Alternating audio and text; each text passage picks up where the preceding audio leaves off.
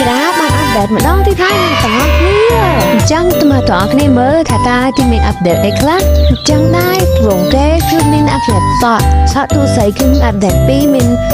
សក់វែងហើយនឹងចងវាវែងចំហៀងណាហើយទូប្រវិញគឺមាន5ម៉ូដហើយម៉ូដហ្នឹងគឺយកគំរូតាមតួអង្គដែលមាននៅក្នុងកែនសាប់ដោយដែលអ្នកនរគ្នាឃើញដាក់បង្ហាញនៅក្នុងវីដេអូអញ្ចឹងណាហើយតើអ្នកគ្នាបែរដែលលើកមានសក់ពណ៌សនេះនៅ version ថ្មីនេះគឺសក់គាត់ឡើងពណ៌សទីដែរគឺគេដាក់ទៅជាពណ៌ខ្មៅវិញម្ដងហើយសម្រាប់ដើរវិញគឺយើងអាចកំណត់ថាដើរបណ្ណាបានអញ្ចឹងដល់អ្នកគ្នាហើយនេះគឺជាម៉ូដស្អាតតួអង្គស្រីគឺស្អាតមែនតើអ្នកគ្នាហើយបើម៉ូដនេះវិញឈ្មោះថា Apple អូអ្នកគ្នាអើយជូតខ្លាំងមែនតើអានេះវិញគឺជាកញ្ចក់វាមាន3ម៉ូដហ្នឹង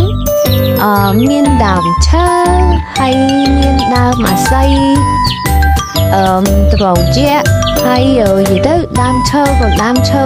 ទួយទៀតផ្សេងទៀតស្អាតមែនតើហើយមាន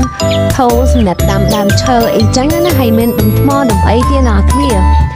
ចឹងវីដេអូនេះគឺមានតែប៉ុណ្្នឹងទេមាននេះមកបលទៅតបានធ្វើវីដេអូឲ្យអ្នកគ្នាដើម្បីគេអាប់ដេតឡើងប្រហែលថ្ងៃហើយទុកតាបានថតឲ្យគ្នាយើងមើលចឹងណា